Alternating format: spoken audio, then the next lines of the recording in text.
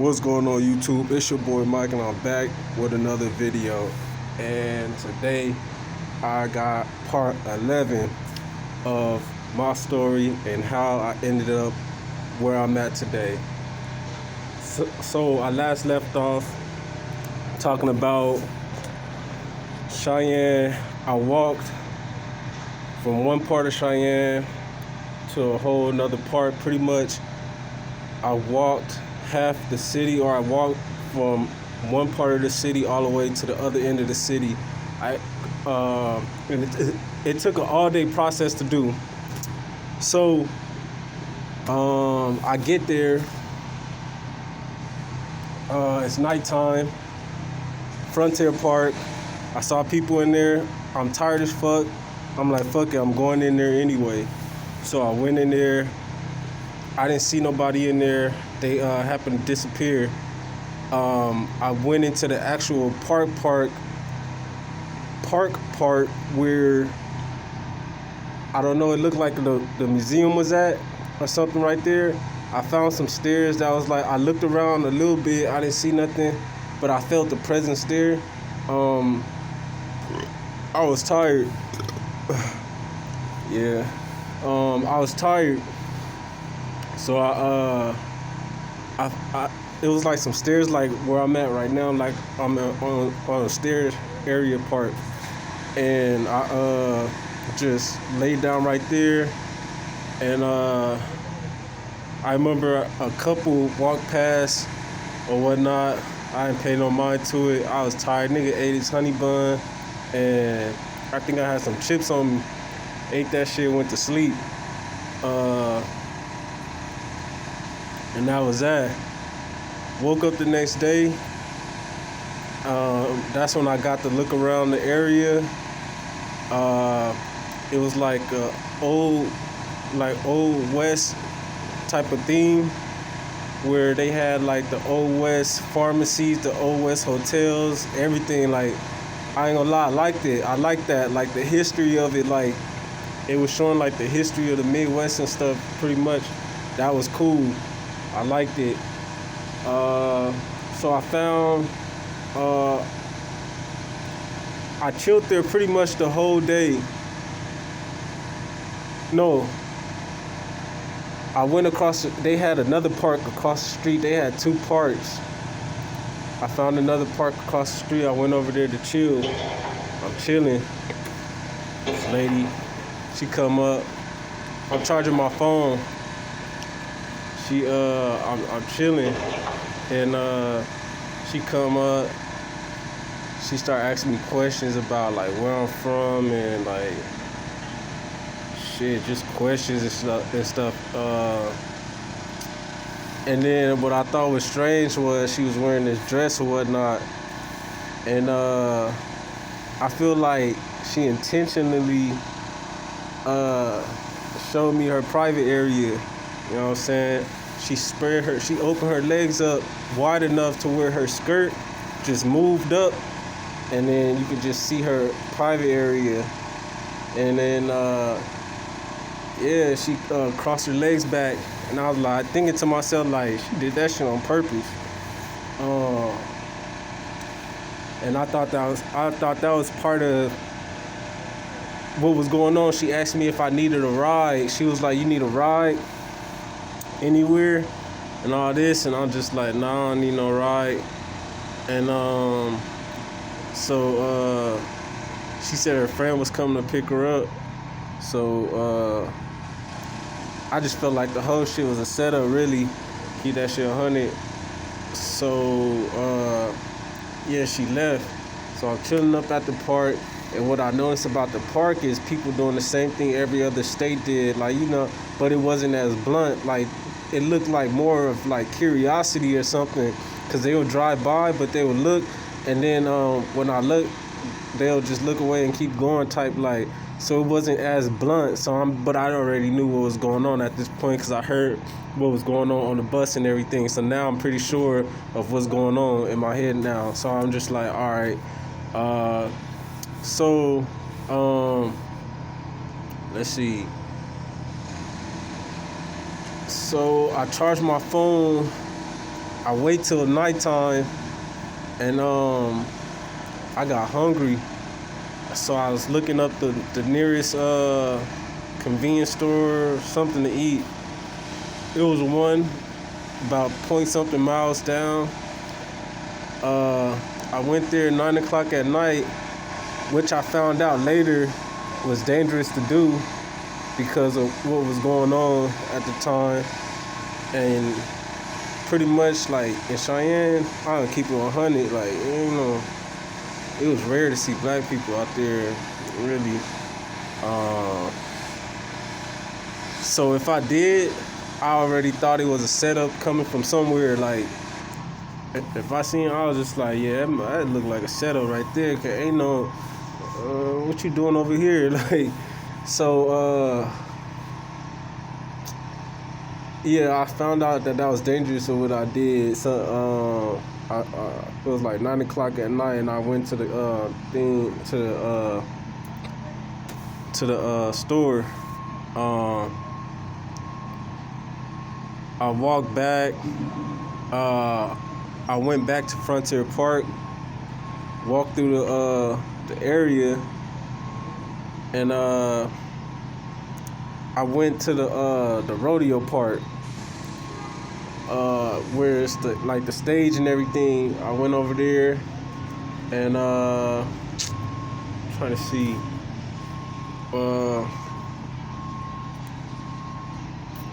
I found a little area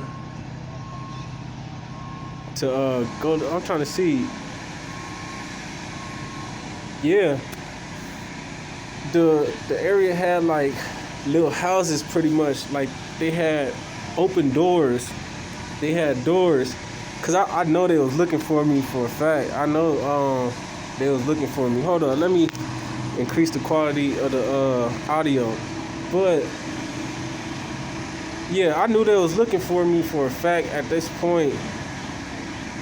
So, but where I was staying, they had like little houses type, and you can they had locks on them.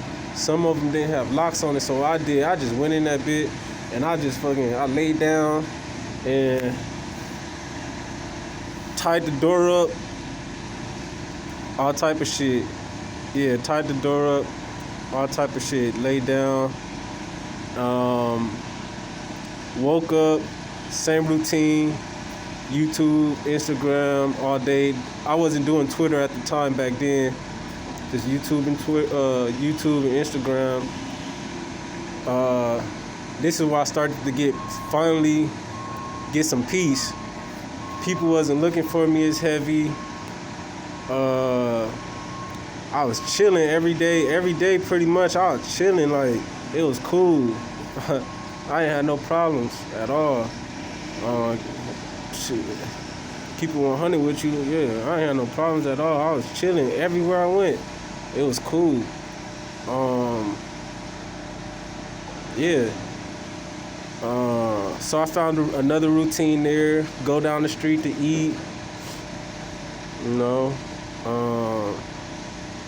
What I did find strange was when I went to the gas station, sometimes a few people would like magically pop up there. I thought that was strange. And then towards the end, this is how I knew the mob was coming. Cause towards the end, this is where all the bullshit started happening. So I found my routine. I'm there for like some weeks now.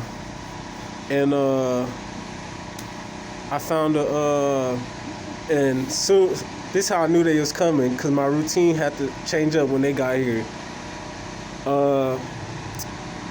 I went into, let's see.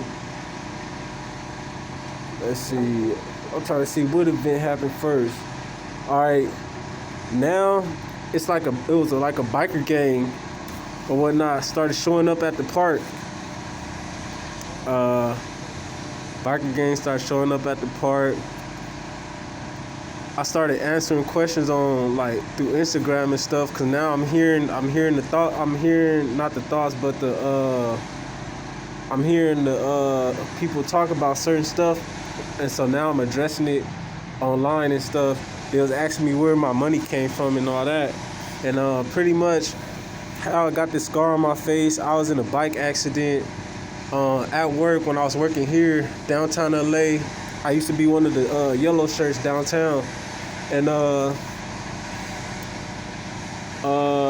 pretty much a dude opened his car door on me, and the top of my face hit the car. And that's how I ended up with the scratch or whatnot. And at first I was gonna let it go, but then I'm like, I got the scar on my face, you feel me, for life. So I'm like, I'm about to sue him. So I sued him.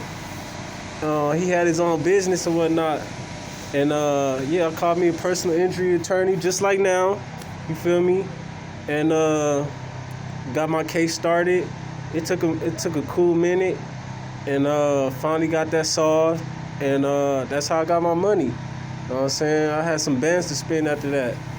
And I actually got paid 2 payments, which fucked me up in the end, because I could have got paid a lot more than what I was supposed to pay. I went through 2 lawyers. The first lawyer, he said the company wanted to settle.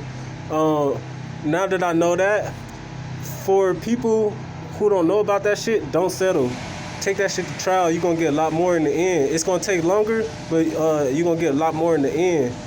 If I had took that shit to trial, I would have settled for hundreds of thousands, supposed to or at least 100,000, supposed to the little change I got from my shit.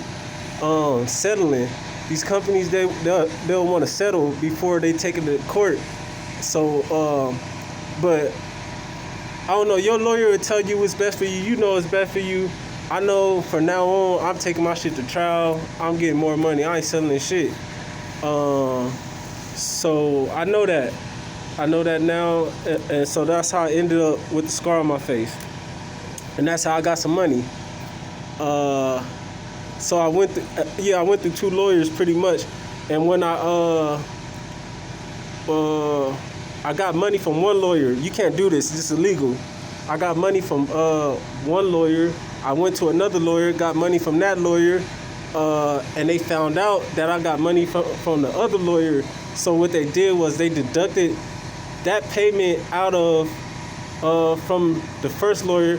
They paid that lawyer back the money, and pretty much they just subtracted what I was gonna get from the new case that I started, gave him back his money, and they just subtracted all the money from me. And so I ended up pretty much with change.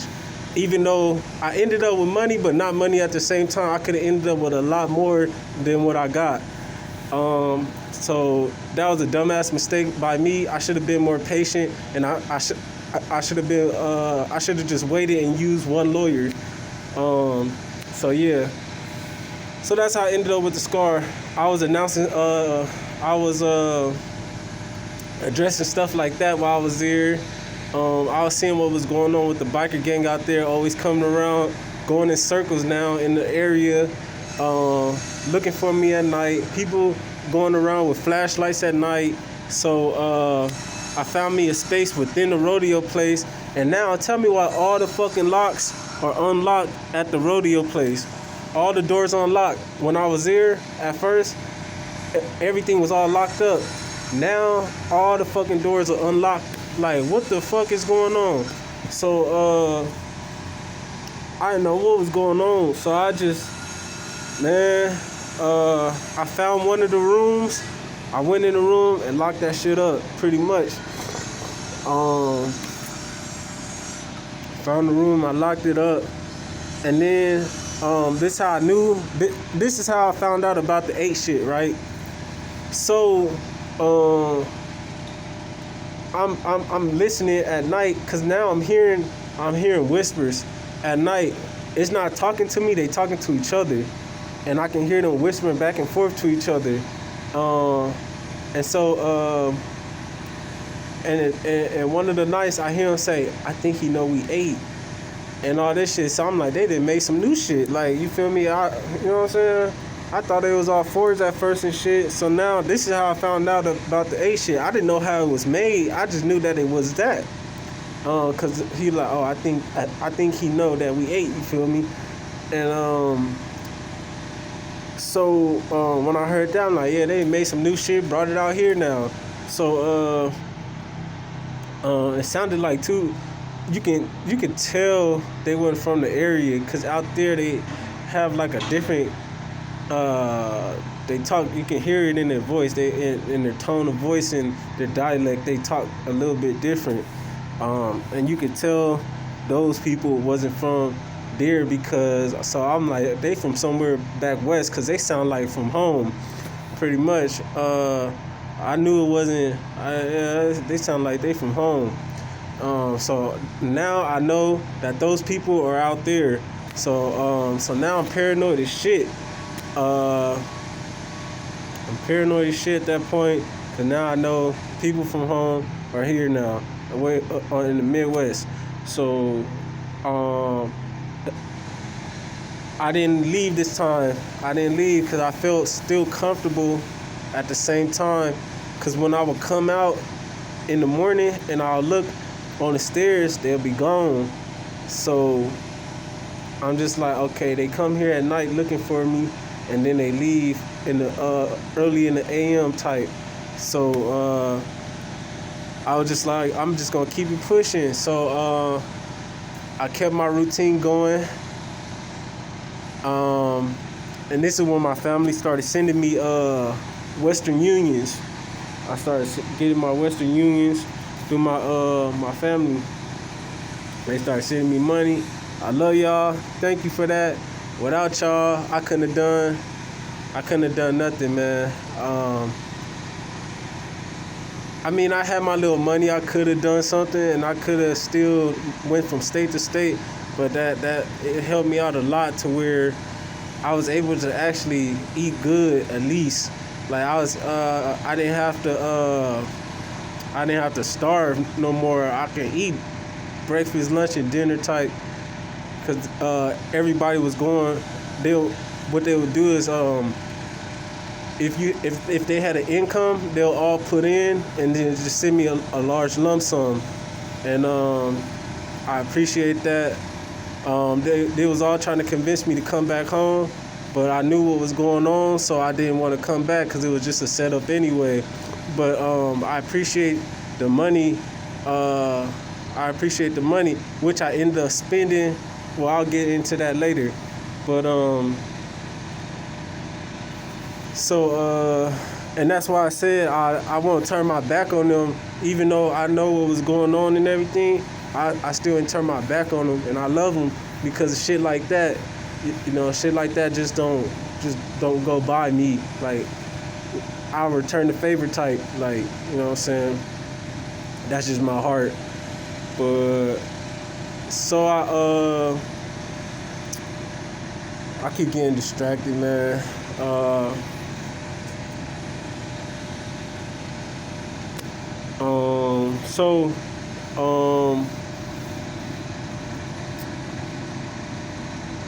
Okay, so now I'm noticing all the doors is open. I'm noticing the people. Oh, yeah, I caught somebody walking around the area. He walked around the area and then disappeared. And I'm like, where did he go? Like, he was just here. I closed the door, opened it back. I look around the area and he just disappeared. He gone. So now I figured, now I know that these were the door lockers. I mean, the door openers and stuff. They be picking locks and shit. And now I didn't figure that shit out.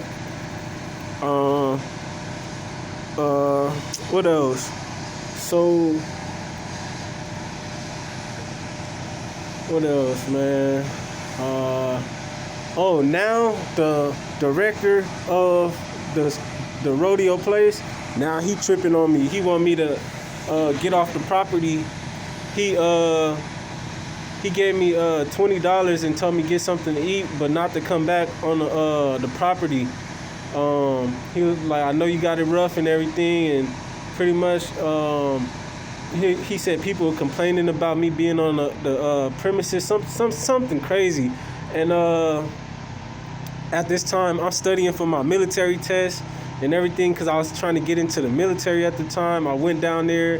I applied for all that shit, the Air Force, the motherfucking, all that shit, Marines, I apply for everything. Since I got tattoos on my hands and neck, it automatically disqualify you from certain branches. So the Marines, they don't play with tattoos. The Army, you will have to get a I forgot to get qualified, a waiver to get qualified. And the Navy, they don't give a fuck. You can have tattoos on your neck as long as it's not bigger than an inch. And you can have tattoos on your hands, it don't matter the size. So my best bet, the Air Force, you automatically disqualified. No tattoos. You get tattoos, you ain't getting in the Air Force. So for people who trying to join the Army, know that shit. Don't get tattoos unless you know where you can get them in your branch. Cause they wanted me to either, and like I got a crown on my wrist. They was trying to consider that a gang tattoo for having a crown. You know what I'm saying? Like, it depends on who you talk to. One sergeant might say that, you know, it can appear as a gang tattoo, and another sergeant say, oh, that's normal, we can get you a waiver for that, or you might not need a waiver at all. It just depends on who you talk to. So, yeah, let me talk about the military, actually. So, I went down there, I applied and all that, and you don't just go down there and apply, actually. You gotta get,